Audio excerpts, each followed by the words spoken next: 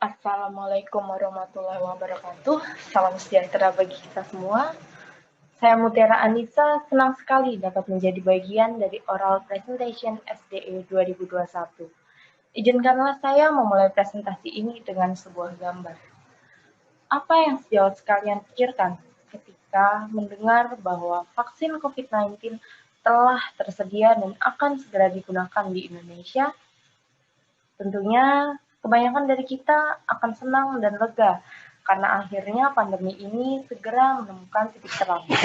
Jika kita flashback sedikit, sudah sekitar 1 tahun ini kita berada dalam masa pandemi. Berikut adalah peta persebaran untuk tahun lalu bahwa masih banyak ditemukan zona terang dengan jumlah kasus COVID kurang dari 1.000.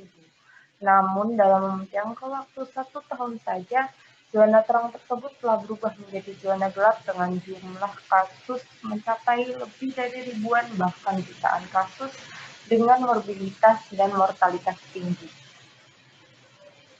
Berbagai tindakan pencegahan telah kita lakukan, seperti menerapkan protokol kesehatan, kemudian pemerintah juga memberlakukan lockdown, mendirikan rumah sakit darurat COVID, dan saat ini sedang difokuskan dan menjadi harapan kita semua, yaitu mengembangkan vaksin. Namun, vaksin ini menuai pro dan kontra di masyarakat, di mana menurut survei Lines yang dilakukan di Indonesia pada bulan November 2020, disebutkan bahwa 65 responden setuju untuk dilakukan vaksinasi. Sedangkan 8% diantaranya menolak vaksinasi ini, dan 27% diantaranya masih ragu apakah akan menerima atau menolak vaksin. Nah, kedua kelompok ini adalah kelompok kritis yang menyebabkan vaksinasi ini kita pertanyakan kesuksesannya. Nah, mari kita telusuri apa sebenarnya penyebab dari keraguan atau penolakan terhadap vaksin ini. Menurut literatur, terdapat 3 hal yang menyebabkan keraguan atau penolakan terhadap vaksin. Yang pertama adalah complacency, kemudian confidence, dan convenience. Dilihat dari kondisi masyarakat Indonesia saat ini, yang paling menyebabkan keraguan dan penolakan vaksin adalah komplasensi atau rendahnya persepsi terhadap penyakit dan rendahnya informasi tentang vaksin dan kurangnya kepercayaan akan vaksinasi. Oleh karena itu, presentasi ini akan membahas mengenai efektivitas dan efek samping vaksin COVID-19 yang digunakan di Indonesia. Dan berikut adalah beberapa hal yang akan dibahas pada presentasi kali ini. Ya, pertama kali, agar kita dapat mempercayai vaksin ini, kita harus mengenal sebenarnya apa vaksin ini. Pengertian dari vaksin menurut WHO yaitu substansi biologis yang diproduksi dari makhluk hidup atau bagian dari makhluk hidup yang terutama fungsinya untuk meningkatkan respon imun terhadap penyakit sehingga dapat mencegah penyakit. Tujuan dari vaksinasi ini yaitu untuk mengintroduksi atau mengenalkan patogen dan mengajarkan tubuh untuk melawan patogen tersebut melalui mekanisme respon imun. Nah, di sini saya akan menjelaskan bagaimana vaksin bekerja dalam melawan virus melalui mekanisme respon imun. Pertama, ketika vaksin diinjeksikan, vaksin akan mengenalkan patogen yang oleh tubuh dideteksi sebagai imunogen. Kemudian sistem imun akan merespon imunogen tersebut dengan mengaktifasi sel B dan sel T. Sel B atau sel B plasma akan bereaksi dengan membentuk antibodi untuk menetralkan dan mengeliminasi imunogen tersebut. Sel T yang terdiri dari sel T killer dan sel T helper akan melawan sel yang terinfeksi virus.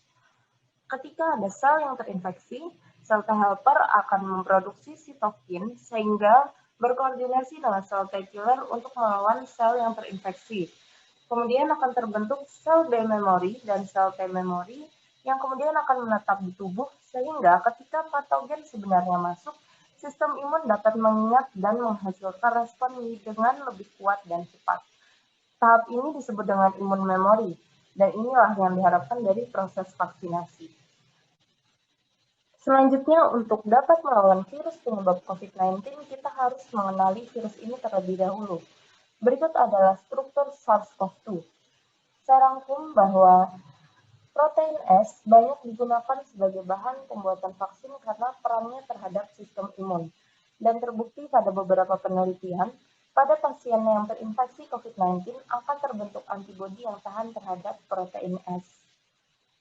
Berikut adalah perbandingan dari beberapa platform vaksin COVID-19 yang digunakan di Indonesia. Yang pertama adalah inactivated virus yang bekerja dengan memproduksi respon imun yang menargetkan berbagai antigen coronavirus, sehingga hal ini menjadi salah satu kelebihan dari jenis vaksin ini. Namun kekurangannya, imun memori yang dihasilkan hanya dalam jangka waktu pendek dan sering terjadi perubahan integritas struktur virus karena berasal dari virus yang diinaktivasi. Yang kedua adalah vaksin mRNA, dengan mekanismenya yaitu mentransformasikan tubuh kita sebagai laboratorium hidup berbasis metode genetika terbaru. Kelebihannya yaitu efektivitasnya tinggi, namun kekurangannya sensitif terhadap suhu. Yang ketiga adalah faktor virus, yang bekerja melalui virus yang direkayasa genetika yang berasal dari virus lain, sehingga dapat memproduksi protein coronavirus di dalam tubuh. Kelebihannya target selnya spesifik dan efeknya jangka panjang, imun memorinya untuk jangka panjang. Namun kekurangannya adanya pre-existing immunity menyebabkan efektivitas vaksin menurun dan terkadang bersifat reaktogenik terhadap pasien yang imunokompromis. Yang keempat adalah protein subunit yang bekerja dengan mengekspresikan imunitas humoral dan sel T untuk menyerang patogen dengan adanya epitop protein. Kelebihannya yaitu keamanannya tinggi, namun kekurangannya memerlukan adjuvan, serta mahal dan sulit untuk diproduksi. Berikut adalah perbandingan beberapa vaksin di Indonesia. Yang pertama dari segi efektivitasnya, yang ditunjukkan dalam bentuk efficacy rate, yaitu persentase reduksi insiden penyakit pada kelompok yang divaksin dibandingkan kelompok yang tidak divaksin. Berikut adalah perbandingan efficacy rate dari beberapa vaksin yang di Indonesia. Menurut WHO, vaksin dengan efficacy rate di atas 50% layak disetujui dan digunakan. Artinya, seluruh vaksin yang digunakan di Indonesia ini telah tergolong efektif dan patut digunakan demi mendapatkan proteksi terhadap penyakit COVID-19. Kemudian dari segi efek samping, dapat kita lihat bahwa seluruh vaksin memiliki efek samping ringan dan sangat jarang terjadi adverse effect. Sehingga kesimpulan dan rekomendasi yang dapat diberikan antara lain pertama, vaksin dalam hal ini vaksin COVID-19 tidak digunakan untuk menyembuhkan penyakit ini, namun dibutuhkan sepanjang hidup untuk proteksi dan menciptakan imunitas, sehingga dapat mengurangi morbiditas dan mortalitas. Yang kedua, vaksin dan kandidat vaksin yang digunakan di Indonesia efektif dan aman dengan efek samping yang ringan. Dan yang ketiga, proteksi individual serta penerapan protokol kesehatan harus tetap dilakukan sejalan dengan vaksinasi untuk dapat menghentikan pandemi COVID-19 ini. Nah, pandemi ini telah melibatkan dan memberi dampak bagi kita semua. Untuk dapat keluar dan mengakhiri pandemi COVID-19 ini hanya dapat dilakukan jika kita bersatu melawan virus ini. Seperti sebuah kutipan dari Antonio Guterres untuk menutup presentasi ini, "We are in this together and we will get through this together." Dan berikut adalah referensi yang saya gunakan. Sekian presentasi dari saya. Untuk kritik, saran, dan pertanyaan mohon untuk disampaikan. Saya Mutiara Anissa, mahasiswa Magister Ilmu Kedokteran Gigi FKG UGM mengucapkan terima kasih atas perhatiannya. Wassalamualaikum warahmatullahi wabarakatuh.